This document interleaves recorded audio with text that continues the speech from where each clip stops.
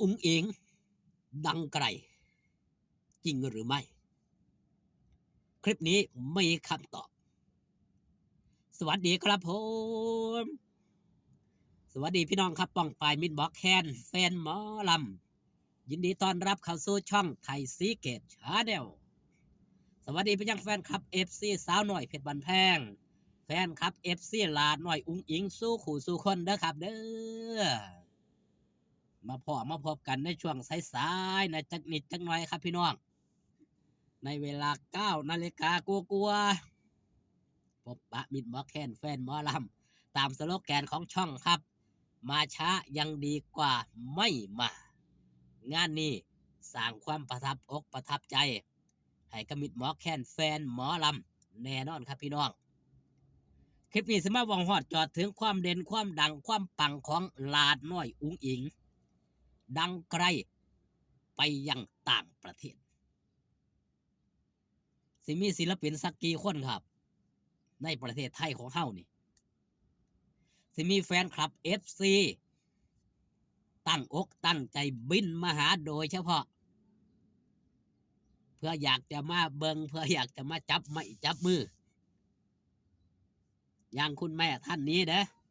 ให้เบิงภาพพี่น้องบินจากสหรัฐอเมริกาเป็นคนอุดรบินจากสหรัฐไปเบิงลาหน่อยอุ๋งอิงอยู่ขอนแก่นพร้อมกับไปให้รางวัลเห็นบ่ครับถ้าบ่ฮักอีหลีถ้าบ่ศรัทธาในตนลาดน้อยอีหลีเพิ่นก็สิบ่กล้ามาเด้แม้แต่หมู่เฮาเจ้าข่อยครับในระยะทางนี่10-20 กิโลนี่ถ้าบ่ฮักบ่แพงกันอีหลีนี่แต่มันก็อันนี้กันบ่ได้เด้ครับบ่แม่นว่าบอกให้ฮักเด้เพราะหลายคนมันก็มีปัจจัยเนาะต้นทุนแต่ละคนบ่คือกันสิให้ไปติดตามตลอดก็เป็นไปบ่ได้แต่คุณแม่ท่านนี้ด้วยความฮักด้วยความแพงด้วยความเชื่อด้วยความศรัทธาในตนของหลานน้อยอุ๋งอิงในเรื่องสื่อที่สื่อทางนี่ละเพิ่นได้เว้าออกทางช่องใหญ่เนาะว่าไปสอบถามเขาตั้งหลายเทื่อให้หมู่ไปถาม2 เทื่อ3 เทื่อก็แล้วบ่เจ้าของที่ปฏิเสธเสียงแข็งบ่ขายผลสุดท้ายได้ใส่คาถาหลานน้อยอุ๋งอิงพอแต่ไปแค่นั้นเจ้าของที่เจ้าของทางเตรียมน้ำเตรียมในเสิร์นนางพร้อมประกาศขายให้ไปทันทีนี่มันเป็นสิ่งที่น่าอัศจรรย์ครับลาน้อยอุ๋งอิงอยู่เมืองไทยแต่ดังไกลอยู่ในอเมริกาถือว่าเป็นศิลปินคนหนึ่งคนเดียวแห่งวงการหมอลำที่ทำได้แบบนี้ลาน้อยอุ๋งอิงเป็นไผก็ยังเป็นที่สงสัยของมิตรหมอแคนแฟนหมอลำหลายผู้หลายคนยังพอหยุดแล้วก็ยังตั้งคำถามอุ๋งอิงเป็นใครทำไมถึงทำได้ขนาดนี้มีเรื่องแปลกๆเกิดขึ้นกับลาน้อยอุ๋งอิงมากมายอย่าง72เห็นบ่ครับยังเป็นไวรัลอยู่ตั้งแต่มือกว้านก่อนมือว่านก็เต็มมืออายะทางด้านพอการใช้เอามาให้เต็มไม่เต็มมือยังมีทันแม่อีกคนหนึ่งครับเดินทางมาจากฮอลแลนด์นี่ก็มาเพื่ออุ๋งอิงโดยเฉพาะครับมันยังเพิ่นถึงหักมันยังเพิ่นถึงศรัทธามันยังจังอยากมาจับมาบายอยากมาอยู่ใกล้ชิดกับหลาหน่อยอุ๋งอิง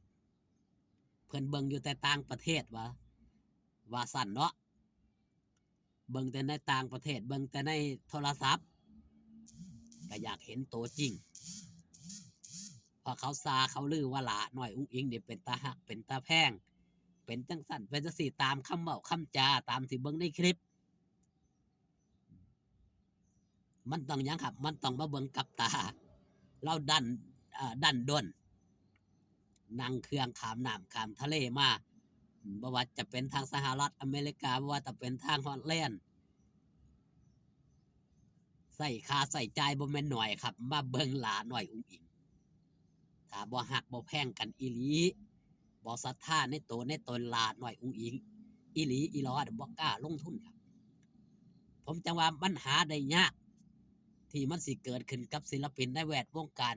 อย่างหมอหมอลำอุ๋งอิงคือหนึ่งเดียวที่ทำได้แบบนี้ ที่เฮ็ดให้เหตุการณ์ที่บ่คาดบ่คิดบ่คาดหวังให้เกิดขึ้นได้ เรื่องเล่าวต่างๆเกิดขึ้นในแต่ละมื้อแต่ละเว้นที่ผู้อยู่ใกล้ชิดได้สัมผัสแฟนคลับ FC ได้เบิ่งได้แย่งเนี่ยมันเกิดขึ้นนะครับมันเกิดขึ้นโดยบ่ได้ตั้งอกตั้งใจพอหยุดกันยังได้ออกปากเว้าถึงเรื่องเล่าวลาน้อยอุ๋งอิงในนามของตัวเลขลาน้อยอุ๋งอิงเคยเว้าถ้าเพิ่นสิให้เพิ่นก็ให้เองแต่สิไปถามเอาตรงๆให้จังซั่นจังซี่บ่ได้ต้องปล่อยให้หลุดปากมาเองมันก็บ่ได้แม่นจน100%ดอกครับแต่ว่าสิ่งที่มันเป็นไปได้เป็นไปแล้วตามที่พี่น้องได้เบิ่งได้แย่งนี่คันลาน้อยอุ๋งอิงหลุดปากยามใดมายามนั้น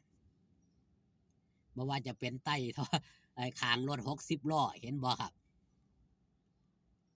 นั่นมันก็เป็นไปได้ในเมื่อลาน้อยอุ๋งอิงมักสิหลุดปากหลุดคำออกมาจักโตลาน้อยอุ๋งอิงหู้โตคือบ่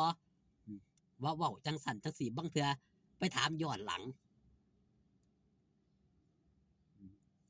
ลาน้อยอุ๋งอิงก็ลืมแล้วว่าเว้าหยังไปแน่นั่นคือสิ่งที่แปลกกับสิ่งที่พอยุทธได้เว้าว่าได้ถ่ายคลิปลาน้อยอุ๋งอิงเว้าถึงเรื่องเล่าไปมองหันไปมองนี้มาแต่ก่อนกี้หูจักมองนั่นมองนี่มาล่วงหน้าแล้วว่าเคยไปเคยมาพอแต่เอามาลงคลิปตะกี้แต่ก่อนมัน15 นาทีเนาะ15 นาทีแลนไปมืดตื้อๆบ่มีภาพจ้าภาพบ่มีแม้กระทั่งเสียงมันเป็นไปได้ครับนี่คือสิ่งที่มันเกิดขึ้นกับลาน้อยอุ๋งอิง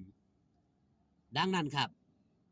มันเกิดขึ้นได้อย่างไรมันเกิดอะไรขึ้นกับลาน้อยอุ๋งอิง